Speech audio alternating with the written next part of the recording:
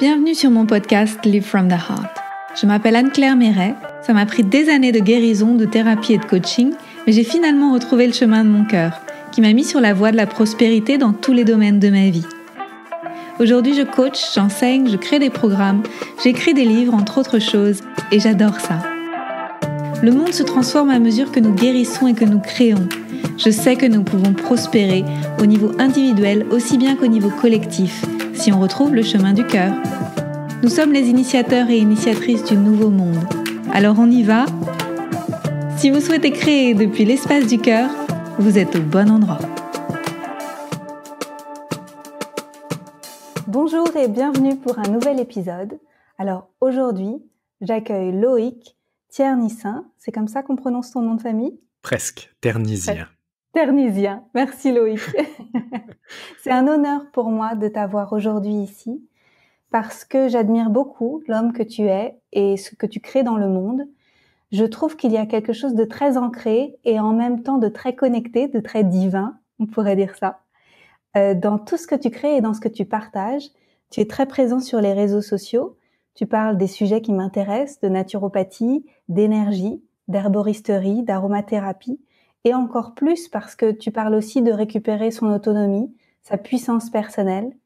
Et ça me fait du bien que tu sois dans le monde et que tu contribues avec moi et avec d'autres à redonner le cadeau de la puissance personnelle qu'il y a en chacun d'entre nous. Merci d'être là. Merci à toi de m'inviter, c'est un honneur. Merci. Et est-ce que tu veux bien nous dire en quelques mots, avec tes mots à toi, qui tu es ? Je suis moi. Si je pouvais faire encore plus court, je ferais plus court. Pour détailler un tout petit peu, donc je suis naturopathe à la base. Je suis herboriste, aromathérapeute, naturopathe et énergéticien. J'ai été formé au Québec et je suis devenu naturopathe alors que j'étais ingénieur en environnement, mais j'ai toujours su au fond de moi que il y avait autre chose. J'ai fait des médias, j'avais des semaines à l'époque avec 7 métiers différents. Et c'est aujourd'hui que je comprends pourquoi. Tu parlais de pouvoir personnel, c'est quelque chose qui est très important pour moi. Alors en dehors d'être auteur, en dehors d'être sur les réseaux sociaux, en dehors d'être hyperactif, assumé, en dehors d'être partout, ce qui est profondément important pour moi, c'est ce que je peux, en tout cas ce que j'essaye d'apporter aux personnes qui me suivent, aux personnes qui viennent en consultation, aux personnes qui lisent mon ou mes livres. Il y en aura sûrement d'autres plus tard. Et tu le disais, c'est de retrouver son pouvoir personnel. Et voilà, s'il y avait une seule chose, je suis moi et je fais de mon mieux pour créer dans le monde ce que j'ai envie d'avoir, ce que j'ai envie de voir, et d'aider les personnes autour de moi ou sur les réseaux à peut-être apprendre qu'il y a d'autres visions du monde, ressentir qu'il est possible de créer les choses, qu'il est possible de les changer et de créer sa propre réalité. Donc, c'est ça. C'est un peu plus long que je suis moi, là. Moi, je te vois comme un grand créateur. Et je te vois quelqu'un qui crée depuis l'espace du cœur. Est-ce que tu as toujours été comme ça ou est-ce qu'il y a eu des choses qui ont réorienté et tu es devenu comme ça ? Oh mon Dieu, j'étais pas comme ça du tout. Moi, j'ai grandi dans une famille, et c'est drôle parce qu'on enregistre ce podcast et j'y étais il y a quelques heures, et j'ai grandi dans une famille dans laquelle on m'a dit « la vie c'est de la merde, c'est pas le pays des bisounours, va falloir en chier ». Et j'ai quitté la France, car c'était mon intuition de gamin. J'ai été donc vivre au Québec et je suis revenu un tout autre homme, avec une toute autre vision du monde. Je suis en complet désaccord avec la vision dans laquelle j'ai grandi. Mais ce qui est drôle, c'est que c'est la première fois, au moment où on enregistre ce podcast, ça fait 2 ans que je suis rentré en France. Et c'est la première fois que je réentends ces phrases-là. Je les ai entendues il y a 2-3 jours. Et quand je les ai entendues, j'ai souri et j'ai été fier en me disant non. Il y a quelque chose d'autre qui a bougé. Et alors ça a été un défi. Ça s'est pas fait du jour au lendemain de se connecter en plein cœur de sa poitrine à ses ressentis qui sont pas toujours confortables. Mais quel cadeau quand on arrive à toucher à ça. Et je me souviens très bien du de ce jour, de ce moment, de cette promesse qui a tout changé? Il en faut du courage pour partir. Oui, ou de l'inconscience. Ou de l'inconscience. Je réponds toujours de cette manière-là, parce que c'est vrai que quand je suis parti, il y a plus de 10 ans maintenant, je sais pas si c'était de la folie ou si c'était du courage, mais dans tous les cas, c'était guérisseur. Et je savais que je devais être là-bas. Il y a quelque chose de très connecté aux émotions sur cette terre, et, euh, et ça m'a transformé. Et j'en suis comblé de gratitude. Ça a été un appel du cœur. Est-ce que tu te doutais de ce qui allait se passer ou est-ce que tu avançais complètement dans l'inconnu? Ah, complètement dans l'inconnu. Pour faire une histoire courte, moi je suis né en Afrique.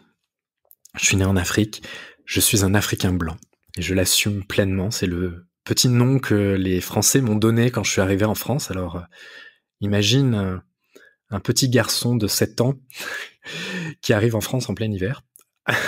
C'est un peu brut, c'est un peu intense, je te dirais.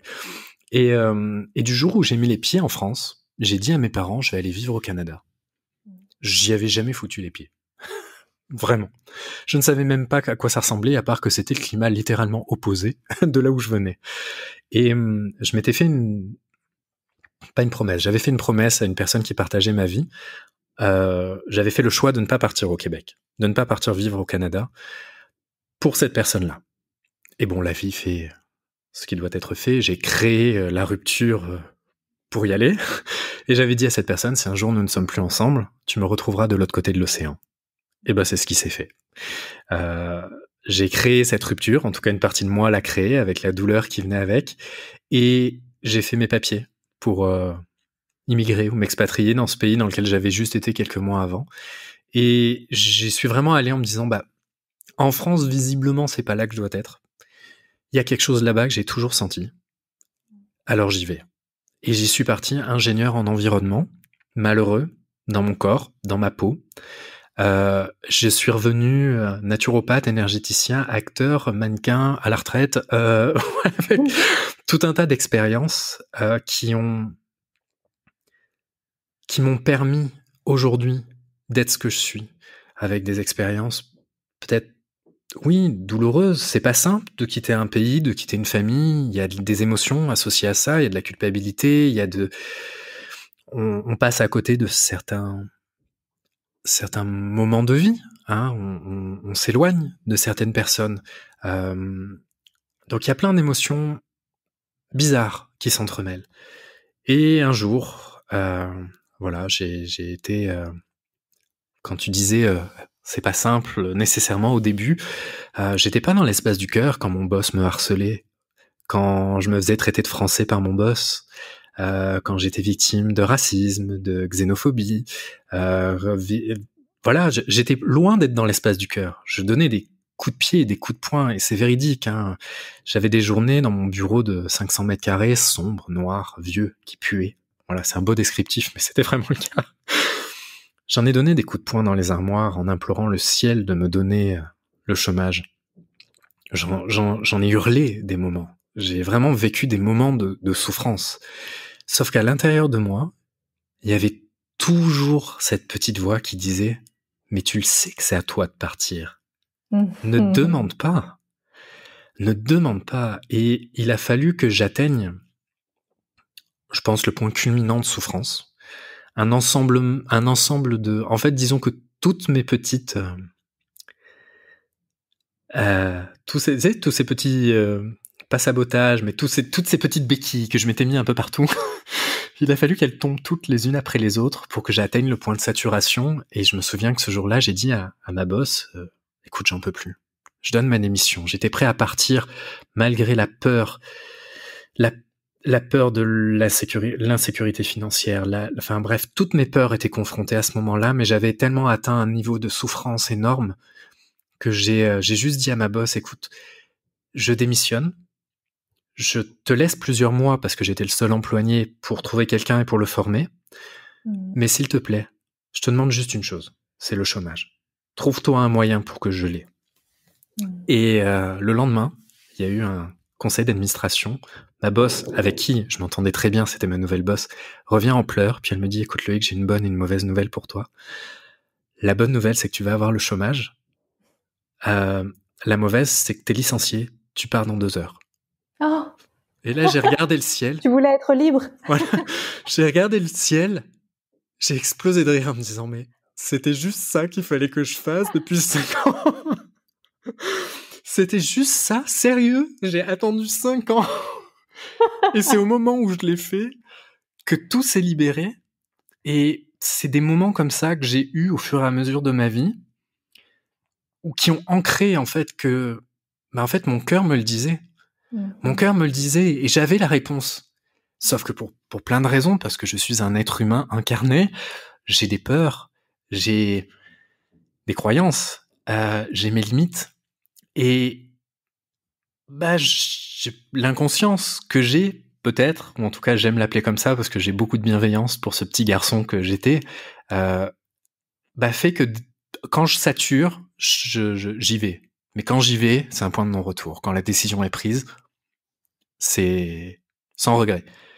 Et ce jour-là, j'ai fait, ok, je suis rentré chez moi, puis je l'ai dit à la personne qui partageait ma vie à ce moment-là, j'ai donné ma démission. En fait, je suis licencié et j'ai le chômage. Hein? C'était ce que tu voulais depuis tant d'années. Ben oui. Mais j'ai juste donné ma démission, puis j'ai tout eu. C'est fou comme la vie répond vite quand la décision, elle est juste. Ah bah là, ça a été une réponse très rapide. J'ai eu 2 heures. Mais c'est ces moments-là, en fait, qui m'ont de plus en plus guidé vers mon pouvoir, vers mon potentiel, qui m'ont permis de mettre en doute les croyances que j'avais, que ce soit sur le plan financier, que ce soit sur le plan des relations de couple, des relations humaines.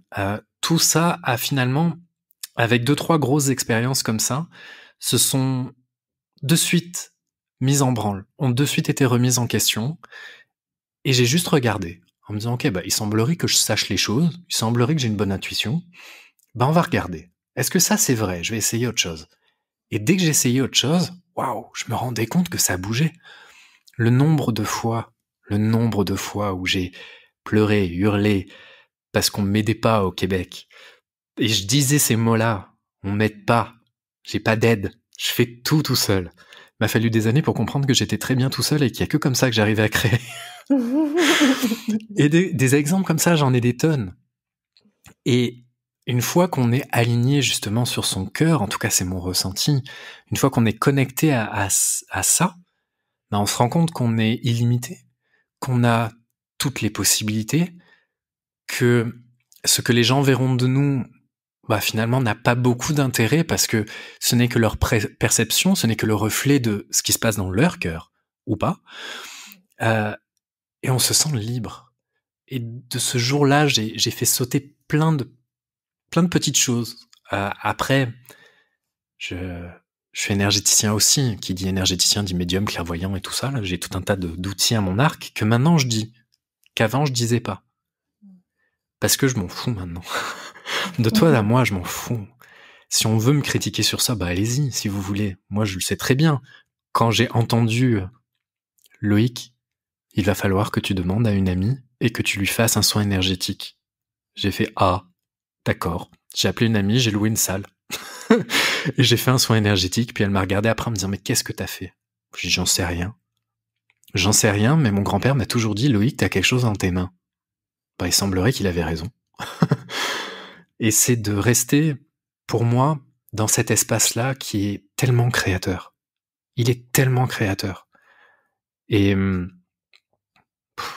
c'est un cadeau. Donc pour revenir à ta question initiale, parce que moi je fais des monologues, quand le flot du cœur est lancé, difficile de l'arrêter, ça n'a pas été simple. Ça a été un parcours. Ça a été de me souvenir. J'aime pas le mot apprendre. J'aime le mot me souvenir. Parce que je sais que mon âme, mon cœur, c'est mon potentiel. C'est mes capacités.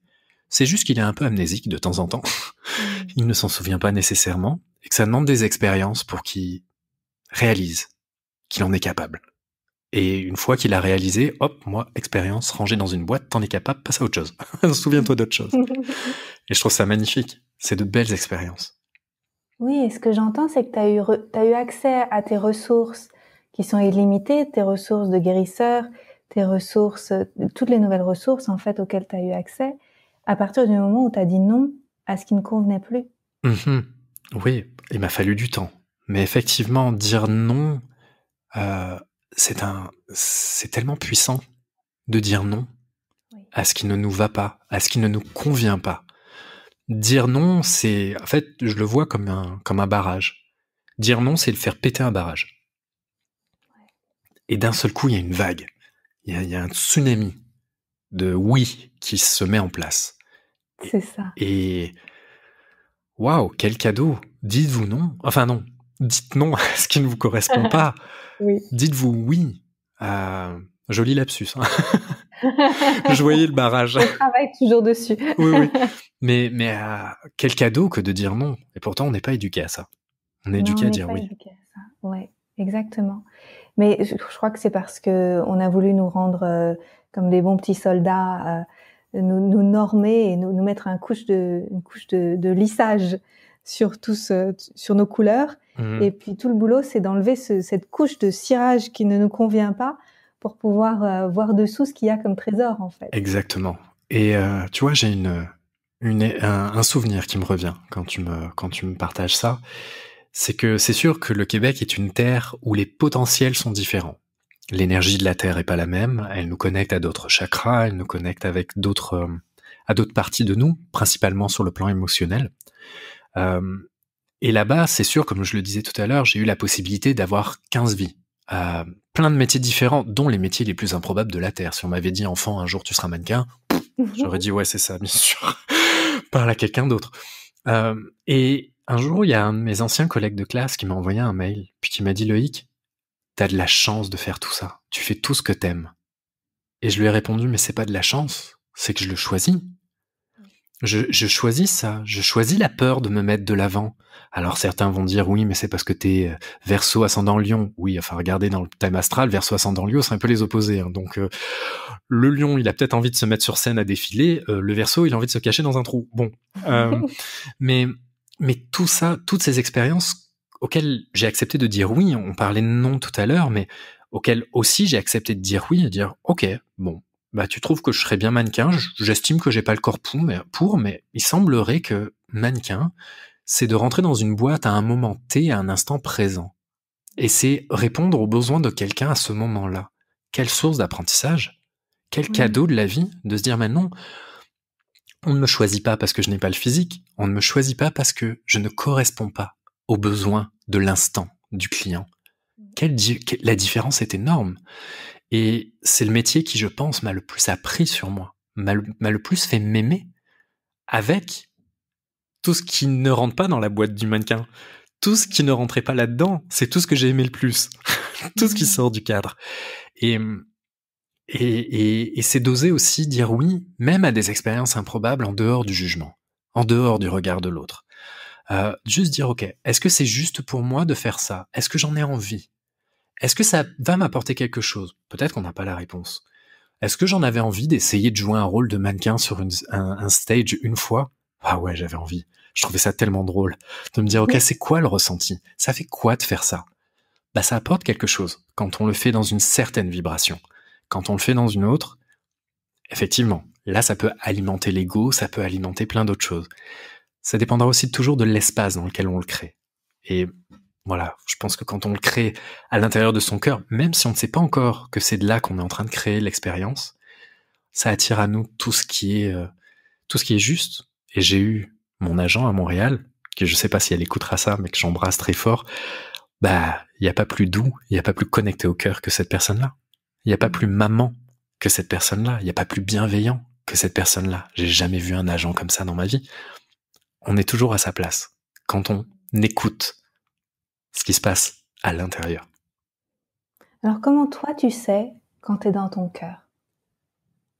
C'est parce que je l'ai su avant. C'est drôle.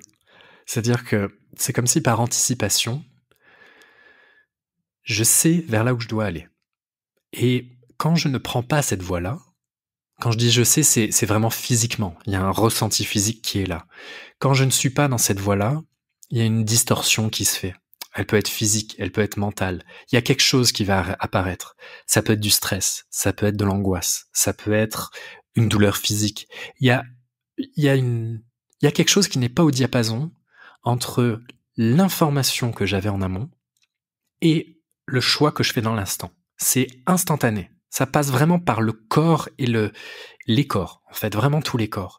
Par contre, quand je suis dans cet espace-là, alors, il n'y a aucun ressenti particulier et ça va à une vitesse, mais une vitesse qui est démentielle. C'est d'une évidence sans nom. Et pour ça, je vais te partager une anecdote. Pendant l'été 2020, j'étais en questionnement. J'avais envie de créer des choses, mais je savais pas quoi créer. J'étais comme un peu en mode stand-by, en me disant bon bah j'ai envie de bouger, je suis pas spécialement confortable là où je suis, j'ai fait tout ce que j'avais à faire jusqu'à maintenant, c'est comme si j'avais pas de souffle, pas de flamme.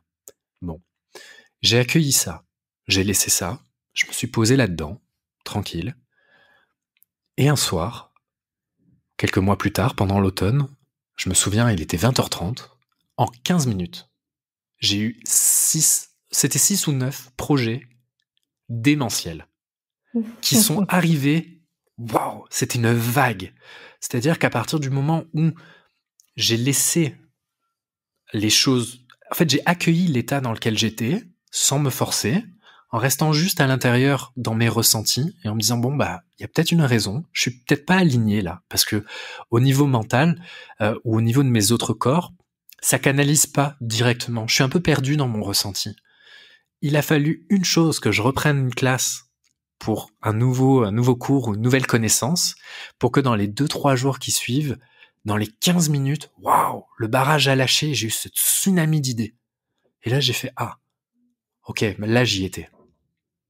Là, j'étais dans cet espace-là.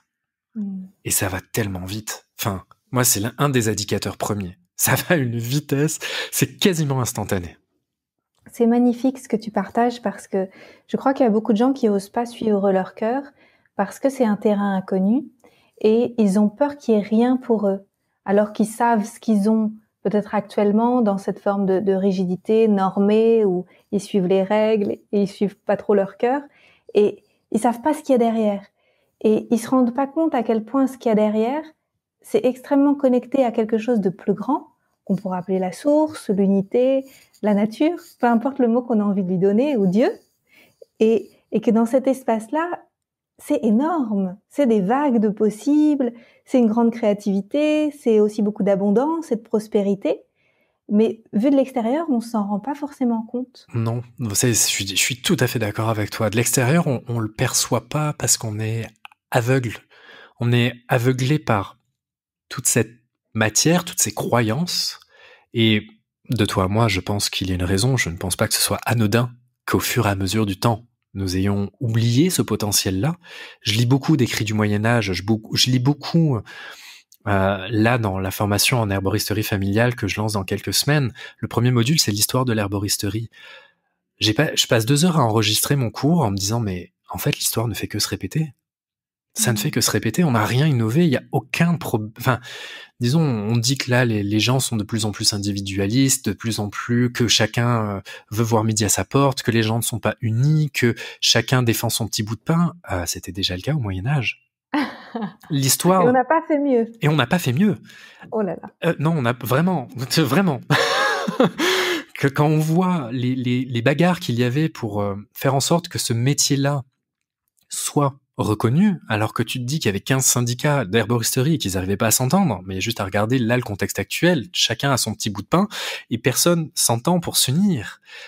Et je ressens que quelque part il y a une espèce de volonté d'oublier cette faculté-là, cette faculté de création, ce pouvoir personnel qui est d'une puissance sans nom. C'est magnifique de se connecter là, et en même temps c'est plonger d'une falaise.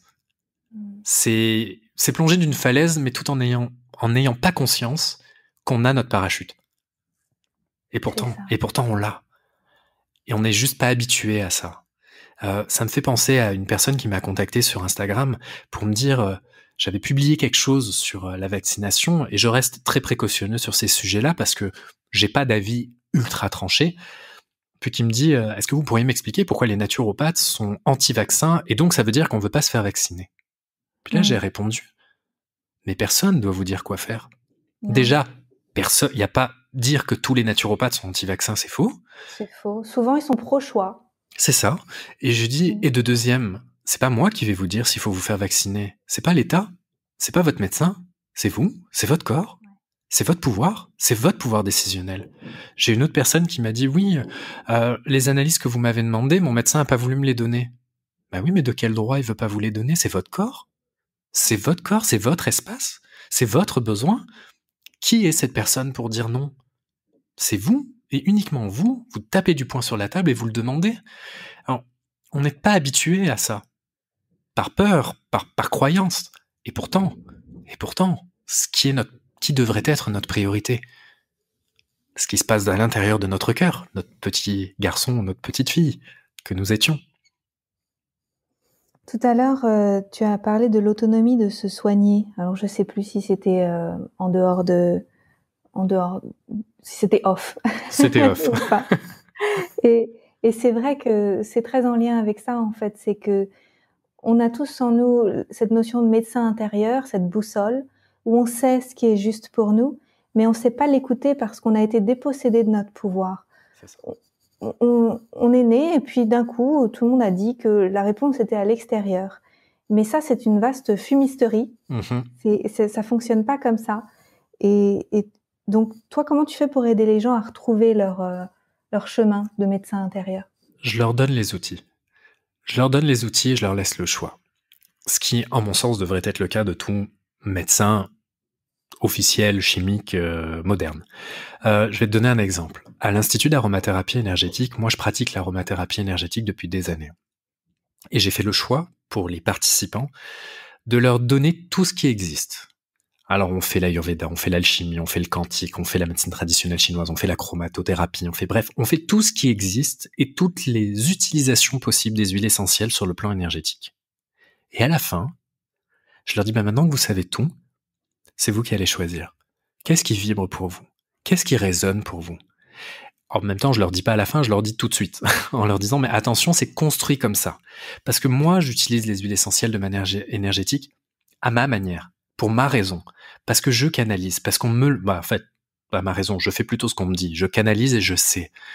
Mais des personnes ont besoin d'avoir une vision plus carrée des choses.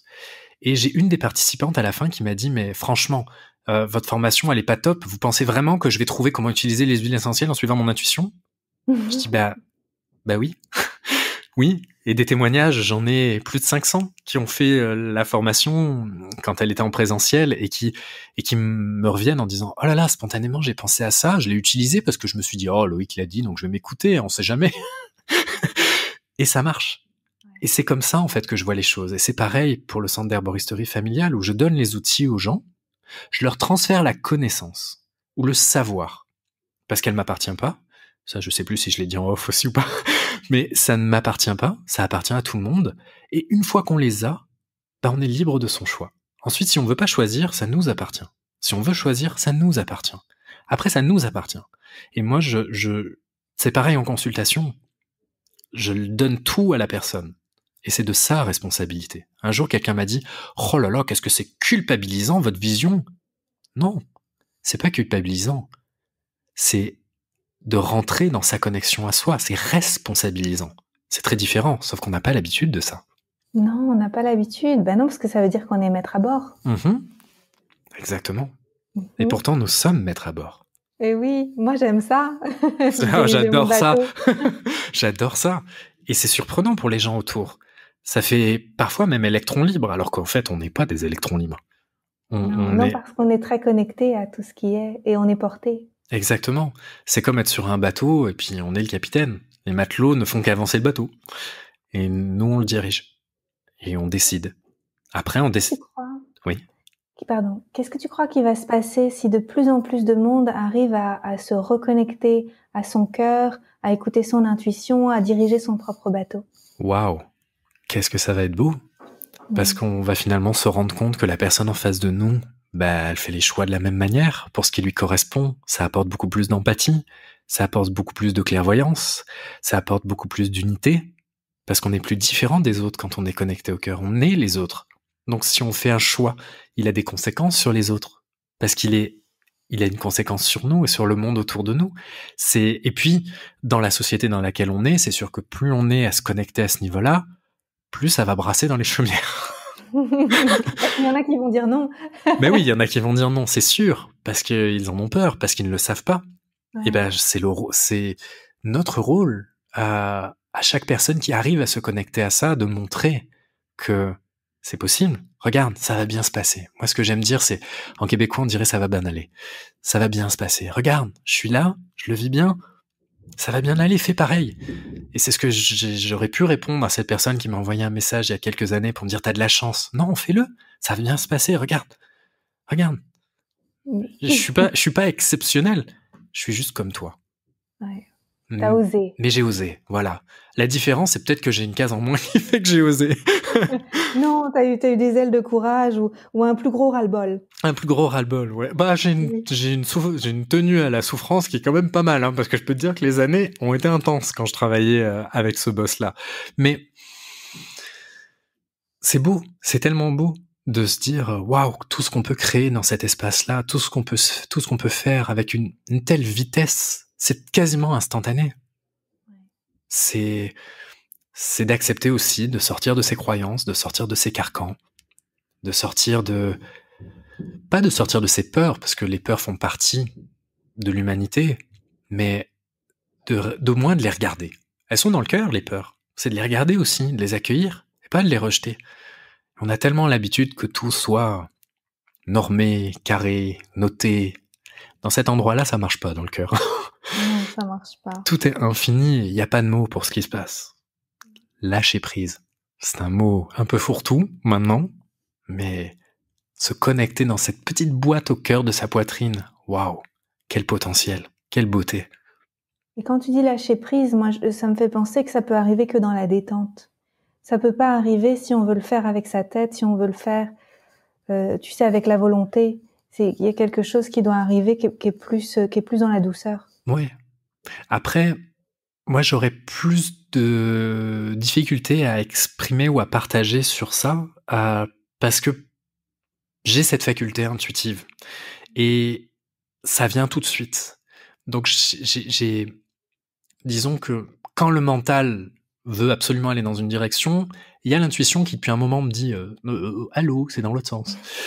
Donc disons que c'est un moment où quand l'intuition commence à faire que oh non, calme-toi, c'est moi qui prends le dessus, où là je fais bon, ok, vas-y, prends le dessus et là ça va. Mais c'est vrai que pour quelqu'un qui aurait pas ces ressentis de manière aussi évidente, c'est dans le silence. C'est quand on est posé. C'est pas dans l'exigence. Je veux ça.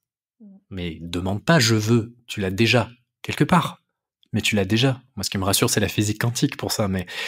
Et ce qui permet aussi aux gens de comprendre le message. Mais non, on l'a déjà. On l'a déjà. C'est juste, moi, ce que je dis, c'est juste de le downloader. Téléchargeons-le dans la matière. Mais dites-vous qu'il existe déjà quelque part. Et ça marche. Ça marche vraiment. Ça marche vraiment bien. Est-ce que tu aurais un conseil pour quelqu'un qui oserait pas se lancer à suivre son cœur? Quel serait un premier pas? Un premier pas, je dirais de l'écouter, de ne pas le censurer. Ne pas le suivre, le suivre demande cette inconscience ou ce courage dont tu parlais tout à l'heure, mais de ne pas le ranger dans une petite boîte. L'image que je donne aux personnes qui viennent me voir en consultation, c'est dites-vous que votre intuition, votre ressenti, c'est le petit garçon ou la petite fille que vous étiez. Là, en ce moment, vous êtes en train de lui mettre du scotch sur la bouche et de l'attacher à double tour dans un placard au fond de votre cœur à l'intérieur de vous, parce que ça vous dérange. Est-ce que vous pensez qu'il va se taire? Non, il va taper à la porte, il va crier, il veut sortir. Commencez déjà par juste le regarder, l'écouter, le ressentir, et peut-être que vous suivrez pas ce qu'il a dit, c'est pas grave. Mais déjà, honorez-le, laissez-le exister. Et je trouve qu'avec l'image d'un enfant intérieur, on a beaucoup plus d'indulgence, on a beaucoup plus d'amour pour ce petit garçon ou cette petite fille. C'est plus facile. Mais ce petit garçon ou cette petite fille, c'est nous. Hein. Et je trouve que c'est un bel outil. En tout cas, c'est l'outil qui m'a le plus aidé à me connecter avec mon cœur. Le jour où je lui ai fait une promesse, en lui disant que jamais je le trahirai. Plus jamais je le trahirai. Ça a changé ma vie. Merci. Ça me fait penser à Boris Cyrulnik qui dit qu'il est jamais trop tard pour avoir une enfance heureuse. Et je suis d'accord avec ça quand on arrive à devenir son propre parent intérieur et à aller chercher l'enfant qu'on était et à lui dire « Hey, maintenant je suis là ». C'est ça. Et ça va swinguer. C'est on ça. va faire ce que tu voulais faire quand tu étais petit et que tu pouvais pas le faire. C'est ça. Viens, on s'éclate. C'est le moment. C'est génial. C'est génial. Viens, on va jouer avec les plantes. C'est ça. C'est ça. Moi, ça a été, tiens, c'est quoi, je te demande depuis des années. Depuis des années, je dis que je veux pas retourner en Afrique. C'est quoi? Viens, on y retourne. Et ça a été le plus beau cadeau que je me suis fait. Quel pays en Afrique? En Côte d'Ivoire, à Abidjan. Et j'ai eu le privilège d'avoir créé avec... j'aurais jamais autant de... Enfin, niveau gratitude, c'est infini pour mon père qui a accepté d'affronter toutes ses peurs. Quand je lui ai demandé « Veux-tu m'accompagner pour mon 30e anniversaire? Je souhaite être à la maison. » Il a affronté toutes ses peurs, mais le jour de mes 30 ans, j'étais sur le point GPS de ma naissance. C'était une transformation formidable. Et le petit gars à l'intérieur, il s'éclate et il était trop content. Que c'est beau. Merveilleux. Merci Loïc, merci pour tout. Merci de t'être livré à cœur ouvert et pour tes conseils et tes partages. C'est un grand plaisir. Merci à toi pour cette invitation et pour avoir créé cet espace qui nous permet d'être avec un E majuscule. Oui. Merci. Et comment on peut te suivre et travailler avec toi et en savoir plus sur ce que tu crées? Où est-ce qu'on peut te retrouver? Partout. Il suffit de chercher Loïc Ternisien sur les réseaux. Je suis sur Instagram, sur Facebook, sur YouTube. J'ai bâti niam.fr, nykam.fr, le centre d'herboristerie familiale, l'Institut d'aromathérapie énergétique. J'ai mes consultations. Je suis un créateur né. Et et comme tu le disais, ça va tellement vite quand on crée dans l'espace du cœur. À partir du moment où on est aligné, tout va tellement vite. Et voilà, je suis partout. Je suis tout là. Et merci d'être là. Merci d'occuper ta place et de rayonner toutes ces bonnes vibrations. Merci à toi. À bientôt. À bientôt. Merci pour votre présence. Si vous avez aimé cet épisode, je vous invite à le partager avec vos amis et à suivre le podcast pour être au courant des prochains épisodes. Et suivez-moi sur mon site internet anneclairemeret.com et sur mes réseaux sociaux pour être au courant de mes prochains programmes et formations. À bientôt!